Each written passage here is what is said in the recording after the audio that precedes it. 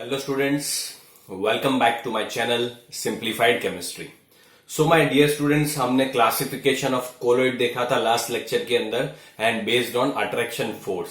तो in this particular video we will discuss the classification of colloid on the base of particle size. Clear? So let us start. Okay, so in this particular video we have to discuss the classification of colloids based on the size of particles. तो इसको हम कई part में divide कर सकते हैं दोस्तों. ठीक है, हमने देखा था कितने पार्ट में डिवाइड कर सकते हैं. फर्स्ट हमने देखा था मल्टी मॉलिक्यूलर कॉलॉइड्स, उसे क्या कहते हैं, मल्टी मॉलिक्यूलर कॉलॉइड्स. दूसरा किसे कहते हैं, मैक्रोमोलिक्यूलर कॉलॉइड्स. दूसरा क्या होता है, मैक्रोमोलिक्यूलर कॉलॉइड होता है. एंड तीसरा क्या होता है दोस्तों, एसोसिएटेड कॉलॉइड्स. तीसरा क्या होता है, एसोसिएटेड कॉलॉइड. तो ये तीनों हमें आज पढ़ना है. ठीक है, तो पहले तो मैं ये बता दूं कि कॉलॉइड्स होते हैं तो उनके पार्टिकल्स की रेंज क्या होती है दोस्तों. तो उनके पार्टिकल की रेंज आपको पता है 1 नैनोमीटर से लेके 10⁻³ नैनोमीटर. इट मींस 1000 नैनोमीटर जितनी होती है. क्लियर? इट मींस अगर हमें कोई कोलॉइडल सॉल्यूशन फॉर्म करना है तो साइज, पार्टिकल की साइज किसके बीच में होनी चाहिए. ओके, तो पार्टिकल की साइज 1 नैनोमीटर से 10⁻³ नैनोमीटर के बीच में होनी चाहिए. होनी चाहिए कि नहीं होनी चाहिए. ओके, तो चलिए अभी हम बात करते हैं फर्स्ट मेथड की. एंड द फर्स्ट है वो अपना है मल्टी मॉलिक्यूलर कॉलॉइड्स. क्लियर दोस्तों, क्या है, मल्टी मॉलिक्यूलर कॉलॉइड. तो मल्टी मॉलिक्यूलर कॉलॉइड क्या होता है कि इसकी जो पार्टिकल की साइज होती है, समझ लेना, पार्टिकल की साइज बहुत कम होती है, वेरी वेरी लेस होती है. ये इस क्राइटेरिया में फिट नहीं होती है. पार्टिकल की साइज ये 1 नैनोमीटर से 10⁻³ नैनोमीटर के बीच में लाई नहीं करती. 1 नैनोमीटर से भी छोटी होती है ये पार्टिकल की साइज. क्लियर? इट मींस अगर हमें ये पार्टिकल का कॉलॉइडल सॉल्यूशन बनाना हो तो हमें क्या करना पड़ेगा, तो ये सारे एक साथ में एक दूसरे के साथ जुड़ जाएंगे, तब जाके क्या बनेगा, उनकी साइज थोड़ी इन दोनों के बीच में आ सकती है. यस और नो? आप थोड़ा लॉजिक लगाइए. क्लियर? ओके, तो इसके पार्टिकल की साइज फिर से बताता हूं, इसके पार्टिकल की साइज छोटी है, अपनी रेंज में नहीं आती है. इट मींस अगर ये लोग आपस में कंबाइन होके एक नया मॉलिक्यूल बना रहे हैं तो जैसे उनकी साइज कॉलॉइडल सॉल्यूशन में आ जाती है. क्लियर? जब ये बहुत ही छोटे होते हैं तब ये एक दूसरे के साथ कंबाइन होते हैं. एक दूसरे के साथ क्या होते हैं दोस्तों, कंबाइन होते हैं और एक से ज्यादा कंबाइन होके एक कॉलॉइडल सॉल्यूशन बनाते हैं. इसलिए इसको क्या कहा जाता है, मल्टी मॉलिक्यूलर कॉलॉइडल सॉल्यूशन कहा जाता है. क्या कहा जाता है, मल्टी मॉलिक्यूलर कॉलॉइड्स कहा जाता है. क्लियर? एंड इसके एग्जांपल आप देखोगे तो आप देख सकते हो स्टार्च विथ वाटर, फिर गोल्ड सॉल, बराबर, etcetera are the example of this. आप देख सकते हो. Clear? Okay, and most important बात, इनके बीच में वैंडरवाल अट्रैक्शन फोर्स होता है दोस्तों. कौन सा अट्रैक्शन फोर्स होता है, वैंडरवाल अट्रैक्शन फोर्स होता है. फिर से बता रहा हूं, इनके पार्टिकल की साइज छोटी है, इन दोनों के बीच में लाई नहीं करता है, तो ये एक दूसरे के साथ जुड़ रहे हैं. बहुत ज्यादा छोटे छोटे पार्टिकल्स एक दूसरे के साथ जुड़ के ऐसे कुछ कंपाउंड्स फॉर्म करते हैं, पार्टिकल फॉर्म करते हैं जिनकी साइज इन दोनों के बीच में लाई करती है. ठीक है, तो इसे हम क्या कहते हैं, मल्टी मॉलिक्यूलर कॉलॉइड्स कहते हैं. उसका एग्जांपल है starch with water, gold salt. And उनके बीच में कौन सा अट्रैक्शन फोर्स होता है दोस्तों, तो उनके बीच में वैंडरवाल अट्रैक्शन फोर्स होता है. कौन सा होता है दोस्तों, वैंडरवाल अट्रैक्शन फोर्स होता है उनके बीच में. क्लियर? तो अभी हम सेकेंड कॉलॉइड्स की बात करते हैं, वो है हमारा मैक्रोमोलिक्यूलर कॉलॉइड्स. क्लियर? मैक्रो मीन्स आपको पता चल गया नाम से ही कि मैक्रो का मीनिंग क्या होता है, बिग. मैक्रो का मीनिंग क्या होता है, बिग होता है दोस्तों. और इसकी पार्टिकल की साइज आप समझ लीजिए, इसके जो पार्टिकल की साइज होती है वो lies in between the colloidal size particle. It means ये तो इतना बड़ा मॉलिक्यूल होता है कि इन दोनों के बीच में उसकी साइज की पार्टिकल की साइज लाई करती है. अभी आप समझो कोई पार्टिकल है इन दोनों के बीच में ही आ रहा है, तो अगर आपको उसका कोलोइडल सॉल्यूशन बनाना है तो आपको खाली उसको क्या करना पड़ेगा, घोलना पड़ेगा पानी के अंदर। सिंपल बात है। कोई भी डिस्पर्स मीडियम के अंदर आप वो पार्टिकल को घोल दोगे तो उसका एक कोलोइडल सॉल्यूशन बन जाएगा। उसे हम क्या कहते हैं, मैक्रोमोलिकुलर कोलोइड बनता है। एंड जब हम इसको डिसॉल्व करते हैं तो अपने आप ही ये आयंस फॉर्म कर देता है डिस्पर्स मीडियम के अंदर। डिस्पर्स मीडियम के अंदर में अपने आप ही आयंस फॉर्म कर देता है। एंड वो जो आयंस फॉर्म करता है वो इलेक्ट्रिक फील्ड के अंदर माइग्रेट करते हैं। इलेक्ट्रिक फील्ड के अंदर ये पार्टिकल्स क्या करते हैं, माइग्रेट करते हैं। एंड ऐसे जो इलेक्ट्रोलाइट फॉर्म करता है, क्योंकि इलेक्ट्रोलाइट ही होगा, क्योंकि इसको पानी में डिसॉल्व करेंगे तो आयंस में कन्वर्ट हो जाता है, तो इसे कॉलोइडल इलेक्ट्रोलाइट भी कहा जाता है। इसे क्या कहा जाता है, कॉलोइडल इलेक्ट्रोलाइट। फिर से समझाता हूं, बहुत ही इजी पार्ट है, इसको कंफ्यूज मत करिएगा, ठीक है। सिंपल क्या है कि ये ऐसे पार्टिकल्स है जिसकी पार्टिकल की साइज 1 नैनोमीटर से 10⁻³ नैनोमीटर के बीच में लाई करती है। It means compare to this they are big, compare to this they are big.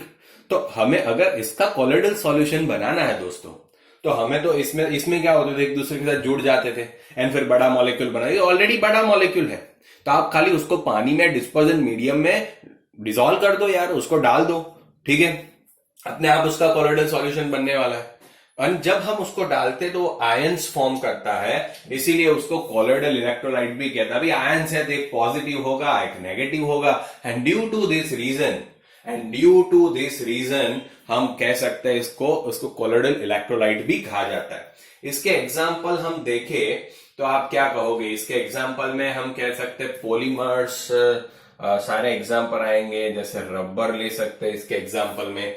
फिर हम सोचे तो क्या होगा, तो नायलॉन भी आएगा, फिर पॉलीथीन भी आ सकता है। बहुत सारे एग्जाम्पल हम कंसीडर कर सकते हैं पॉलीमर्स के, ठीक है। ये सारे क्या होते हैं, मैक्रोमोलिक्यूल्स होते हैं। इवन दो आप इसमें और ज्यादा एग्जाम्पल लिख सकते हो, चलो मैं इधर लिख रहा हूं, जैसे स्टार्च लिख सकते हैं, सेल्यूलोज लिख सकते हैं, प्रोटीन्स लिख सकते हैं, बहुत सारे। ये they all are what, macromolecular colloids. Clear, okay. Macromolecular colloid, तो ये दोनों तो बहुत ही आसान है, बट ये बहुत ही इंपॉर्टेंट है, एसोसिएटेड कॉलॉइड। नाम पर से ही पता चल जाता है, एसोसिएटेड नाम से ही पता चल जाता है। बट पहले इसका स्क्रीनशॉट लीजिए, फिर हम एसोसिएटेड कॉलॉइड्स पढ़ते हैं, ठीक है। इसका स्क्रीनशॉट ले लीजिए। Okay, done. तो अभी आइए हम स्टार्ट करते हैं एसोसिएटेड कॉलॉइड्स। ये भी एक बहुत ही इंपॉर्टेंट पार्ट है एंड ये आप पढ़ के आए हो। एसोसिएटेड कॉलॉइड का दोस्तों एक सिंपल एग्जांपल मैं आपको बताऊं, क्लियर, जो आप पढ़ के आए हो, जिसे आप मिसिल कहते हो। मिसिल, क्लियर, आपने पढ़ा हुआ है, क्लियर। कुछ लोग उसे मिसिलिस कहते हैं, ओके। प्रोनाउंसिएशन सब लोग अलग अलग करते हैं। आप 10th स्टैंडर्ड में पढ़ के आए हो इसे। आप क्या कहते हो, मिशेल्स कहते हैं, जनरली मिशेल्स बोला जाता है इसे क्या बोला जाता है, मिशेल्स, क्लियर। तो मैं इसका डेफिनेशन लिखता हूं, आप देखिएगा कि भाई certain substances when dissolved in dispersion medium, in a dispersion medium at low concentration behaves as a normal solution, but as the concentration will increase, clear, understand this, clear, behave as a normal means what, normal as a strong electrolyte behave करते हैं। कैसे behave करते हैं, strong electrolyte behave करते हैं। But जैसे जैसे उनका कॉन्सेंट्रेशन इंक्रीज होता है, एट हायर कॉन्सेंट्रेशन पे ये एक कोलोइडल स्टेट में आ जाते हैं। हायर कॉन्सेंट्रेशन पे क्या आ जाते हैं, कोलोइडल स्टेट में आ जाते हैं। वो कोलोइडल प्रॉपर्टीज शो करते हैं due to the formation of aggregation,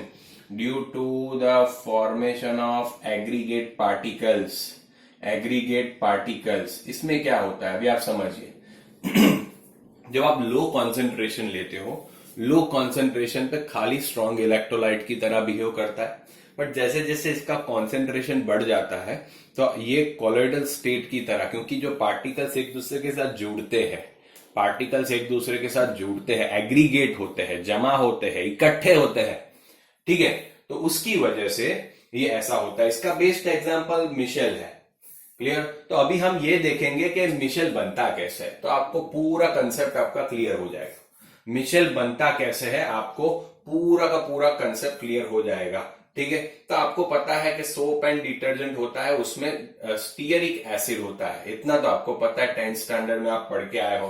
clear? उसके अंदर क्या होता है, स्टीयरिक एसिड होता है, स्टीयरिक एसिड होता है। इसके अंदर तो सोप और डिटर्जेंट के अंदर स्टीयरिक एसिड होता है, जिसका फॉर्मूला होता है C17H35COOH, जिसे स्टीयरिक एसिड कहते हैं। अभी सोप और डिटर्जेंट होता क्या है, ये एसिड का सोडियम सॉल्ट, ये एसिड का सोडियम सॉल्ट होता है यार, सिंपल बात है। तो अभी हमें इसकी रिएक्शन किसके साथ करनी पड़ेगी? ओके, आप ही सोचिए इसकी रिएक्शन किसके साथ करनी पड़ेगी। तो इसकी रिएक्शन में सीधा Na के साथ कर दूं, चलिए इधर दिखा देता हूं, C17H35COOH प्लस Na, तो आपको क्या मिलेगा, C17H35COONA, जिसमें COO माइनस होगा, Na प्लस होगा, ठीक है, COO माइनस होगा, Na प्लस होगा। तो ये पूरा एक नेगेटिव पार्ट है, ये पॉजिटिव पार्ट है। क्या मैं इसको ऐसे लिख सकता हूं, ऐसे ऐसे ऐसे ऐसे ऐसे ऐसे ऐसे 1 2 3 4 5 6 7 8 9 10 11, जैसे कंटिन्यूअसली 17 कार्बन के बाद मैं इधर COO minus and Na plus ऐसे लिख सकता हूं कि नहीं लिख सकता हूं? यस और नो? Okay, clear? तो ये अगर खाली इस Na प्लस को हटा दे, Na प्लस को हटा दे, Na प्लस है, तो ये जो है भी आपका COO माइनस वाला पार्ट, ये जो COO माइनस वाला पार्ट है, उसमें से इसको मैं क्या कहता हूं, टेल कहता हूं, एंड इसको मैं क्या कहता हूं, हेड कहता हूं। क्लियर? तो ये टेल वाला पार्ट है और दूसरा कौन सा, हेड वाला पार्ट है। क्लियर? ये टेल वाला जो पार्ट है उसमें आप देख सकते हो सारे कार्बन एक दूसरे के साथ अटैच है, तो आप कह सकते हो ये नॉन पोलर पार्ट है, COO माइनस है तो ये पोलर पार्ट है। तो नॉन पोलर है तो वो पानी में डिजोल्व नहीं होगा, इट मीन्स ये हाइड्रोफोबिक पार्ट होगा, एंड ये पानी में डिजोल्व हो जाएगा तो ये हाइड्रोफिलिक पार्ट होगा। इट मीन्स जो हेड है उसका पानी से चाहत है, वो पानी को अट्रैक्ट कर सकता है, बट ये जो हेड वाला पार्ट कर सकता है, टेल वाला पार्ट जो है वो नहीं कर सकता है, ठीक है। ओके, तो अभी होता क्या है, इसका स्क्रीनशॉट लीजिए, मैं आपको समझाता हूं, इसका आप स्क्रीनशॉट ले लीजिए, मैं आपको समझाता हूं, ठीक है। Okay, done. चलिए, तो इसमें होता क्या है दोस्तों, मोस्ट इंपॉर्टेंट पार्ट ये होता है कि जब आप कोई भी डिटर्जेंट को जैसे जैसे पानी के अंदर डालते हो, क्लियर, तो डिटर्जेंट के अंदर ये ऐसे फॉर्म में ही होता है। मैं इसको ऐसे शो करता हूं, ये नेगेटिव पार्ट और ये पॉजिटिव पार्ट, क्लियर? ओके, तो पहले ये अकेले होते हैं, पहले ये डिटर्जेंट के अंदर अकेले अकेले पार्ट होते हैं, ये टेल वाला पार्ट और ये हेड वाला पार्ट। आपको पता है डिटर्जेंट इसका ही सॉल्ट है तो उसके अंदर ऐसा होता ही है, क्लियर? ओके, बट उनकी क्वांटिटी जैसे ही थोड़ी बढ़ जाती है, उनकी क्वांटिटी जैसे ही थोड़ी बढ़ जाती है, ये लोग मिशेल्स फॉर्म कर देते हैं। ये लोग क्या फॉर्म कर देते हैं, मिशेल्स फॉर्म कर देते हैं। कैसे फॉर्म कर देते हैं, क्योंकि ये वाला जो पार्ट है, चलो मान लो आपने डिटर्जेंट को पानी के अंदर डाल दिया, ये आपका पानी है दोस्तों, पानी के अंदर डाल दिया, तो ये वाला जो टेल वाला जो पार्ट है उसको तो पानी को रिपल करेगा, वो तो डर रहा है पानी से, एंड ये वाले पार्ट तो पानी को क्या कर रहा है, अट्रैक्ट कर रहा है। तो क्या बनता है देखिए, तो एक ऐसा अरेंजमेंट बन जाता है, आप देखिएगा ये सबकी जो टेल है वो अंदर सिकुड़ के रह जाएगी, ये नेगेटिव पार्ट इधर रहेगा, देख रहे हो आप, देख रहे हो, सबकी टेल अंदर आ गई, इट मीन्स वो पानी से आई थिंक प्रोटेक्टेड हो गया, थोड़ा बहुत सिकुड़ के अंदर रह गया है। यस और नो, समझ रहे हो? क्लियर? हमने पानी भरा है, तो जैसे ही पानी के अंदर आपने डिटर्जेंट को डाला, जैसे ही इनका कॉन्सेंट्रेशन बढ़ गया, अकेला था तब तक कोई प्रॉब्लम नहीं था, बट जैसे ही कॉन्सेंट्रेशन बढ़ गया, वो इकट्ठे हो गए, वो जुड़ गए एक दूसरे के साथ, क्योंकि उनको अपनी टेल की भी रक्षा करनी है, इसीलिए वो पानी से बचाना है उसको, क्योंकि उसको पानी पसंद नहीं है, इसीलिए उन्होंने एक सर्कल बना दिया और अंदर सारी टेल्स आ गई। यस और नो, समझ में आया कि नहीं दोस्तों? क्लियर? एंड ये जो अरेंजमेंट होता है, इसे मिशेल्स कहते हैं। तो ये आपका मिशेल बन गया। तो आप डिटर्जेंट को पानी में डालते हो मिशेल, तो ये एक सिंपल एसोसिएटेड कॉलर्ड का एग्जांपल है। एसोसिएटेड कॉलर्ड भी क्या होता है कि भाई ये एसोसिएटेड कॉलर्ड ही है कि जब लो कॉन्सेंट्रेशन होता है तब कुछ नहीं, एज ए नॉर्मल सॉल्यूशन वो एक्ट करते हैं, बट जैसे ही कॉन्सेंट्रेशन बढ़ता है वो जुड़ जाते हैं एक दूसरे के साथ, इकट्ठा होते हैं, जमा होते हैं एंड एक कंपाउंड जैसा कुछ फॉर्म कर देते हैं। क्लियर? एंड वो कॉलॉइडल प्रॉपर्टी शो करता है। तो ये मिशेल सारी कॉलॉइडल प्रॉपर्टी शो करती है। ठीक है, तो इसका प्राइम एग्जांपल है मिशेल। ओके, अभी आप देखिए वो कचरा कैसे हटाता है। मान लो आपने एक बड़ा सा कंटेनर लिया है, चलो ये कंटेनर को मैं एक बड़ा सा कंटेनर कर देता हूं, इसमें पूरा पानी आपने भरा हुआ है। अगर आपने कोई भी शर्ट लिया, वो शर्ट पे इधर दाग लगा हुआ है, शर्ट पे इधर दाग लगा हुआ है, अभी दाग मान लो ऑयल का लगा हुआ है। तो ऑयल जो होता है, ऑयल वो कौन सा पार्ट है? नॉन पोलर पार्ट है, हाइड्रोकार्बन का पार्ट है। हाइड्रोकार्बन क्या रहता है? नॉन पोलर रहता है। तो ये भाई साहब धीरे धीरे धीरे धीरे धीरे धीरे धीरे धीरे धीरे धीरे धीरे धीरे इधर जाएंगे, इसको इसके साथ अट्रैक्शन है, तो वो क्या करेंगे, टेल वाला पार्ट यहां जाएगा, वो धीरे धीरे धीरे धीरे यहाँ पे शिफ्ट होंगे, वो टेल वाला पार्ट उसके अंदर, वो डर्ट लविंग है। क्लियर? तो उसको तो कचरा पसंद है तो वो सीधा चला जाएगा, ऑयल पसंद है ऑयल के साथ चला जाएगा, एंड धीरे धीरे वो ऑयल को लेके इसके साथ बाहर निकल जाएगा। समझ में आया? तो जो अपना जो शर्ट होगा उसके ऊपर से दाग क्या हो जाएगा, रिमूव हो जाएगा। तो ये इसका एक बेस्ट एग्जाम्पल है। ओके, इसे हम क्या कहते हैं, मिशेल, एंड ये मिशेल ऐसे काम करता है दोस्तों। क्लियर? ओके, अभी एक इधर हमें पढ़ना होता है मोस्ट इंपॉर्टेंट बात, वो है क्रिटिकल मिशेल कॉन्सेंट्रेशन। कॉन्सेंट्रेशन तो क्या कहते हैं, क्रिटिकल मिशेल कॉन्सेंट्रेशन किसे कहते हैं? तो भाई ऐसे हर कोई कॉन्सेंट्रेशन पे ये जुड़ नहीं जाते, एक पर्टिकुलर कॉन्सेंट्रेशन होता है, उसके बाद ही ये पार्टिकल्स एक दूसरे के साथ जुड़ते हैं। एक पर्टिकुलर कॉन्सेंट्रेशन होता है, उसके बाद ही ये सारे पार्टिकल्स एक दूसरे के साथ जुड़ते हैं। तो वो पर्टिकुलर कॉन्सेंट्रेशन को हम CMC कहते हैं, क्रिटिकल मिशेल कॉन्सेंट्रेशन कहते हैं। ठीक है? ओके, इट मींस अभी वो पर्टिकुलर टेम्परेचर भी होता है कि भाई पर्टिकुलर टेम्परेचर पे ही ये मिशेल फॉर्म होता है, तो वो टेम्परेचर को हम क्राफ्ट टेम्परेचर कहते हैं। तो आपको याद होना चाहिए, ये दोनों टर्मिनोलॉजी आती है इसके अंदर, CMC एंड क्राफ्ट टेम्परेचर। तो जो टेम्परेचर पे मिशेल फॉर्म होता है उसे क्राफ्ट टेम्परेचर कहते हैं। जो कॉन्सेंट्रेशन के बाद ये इकट्ठा होना स्टार्ट होता है, मिशेल फॉर्मेशन होता है, उसे हम क्या कहते हैं, समझ लेना, CMC कहते हैं। ठीक है? अभी जैसे ही टेम्परेचर, अभी ये मिशेल फॉर्मेशन बहुत सारी चीजों पे डिपेंड करता है, बेसिकली टेम्परेचर पे तो बहुत डिपेंड करता है। अगर ठंडा पानी है, समझ लेना, अगर कोल्ड वाटर है तो उसमें मिशेल्स कम बनते हैं, एंड गर्म पानी है तो उसमें मिशेल्स बहुत जल्दी बन जाता है। ओके, कम बनते हैं वो नहीं कह सकते हम, धीरे बनते हैं ऐसे कहते हैं। ठंडे पानी में वो धीरे बनते हैं, एंड गर्म पानी में वो जल्दी से मिशेल्स फॉर्म हो जाता है। ठीक है? एंड जैसे जैसे आप टेम्परेचर बढ़ाते हो, आपका मिशेल फॉर्मेशन भी बढ़ता है। जैसे जैसे आप टेम्परेचर बढ़ाते हो, आपका मिशेल फॉर्मेशन भी बढ़ता है। क्लियर? एंड मिशेल जो टेम्परेचर पे बनता है उसे क्राफ्ट टेम्परेचर कहते हैं। ठीक है? तो ये था दोस्तों, अभी तक हमने देखा कॉलॉइड का क्लासिफिकेशन, अभी कॉलॉइड को कैसे प्रिपेयर कर सकते हैं, अगर हमने प्रिपेयर कर दिया है तो उसको कैसे सेपरेट कर सकते हैं, उसमें से इंप्योरिटीज कैसे हटा सकते हैं, वो सारी चीजें हमें देखनी है। ठीक है दोस्तों? सो आशा रख रहा हूं आपको मजा आया होगा, आपको सब कुछ समझ में आ गया होगा मिशेल फॉर्मेशन क्या है, क्योंकि एक इंपॉर्टेंट थियरी है मिशेल फॉर्मेशन। Clear?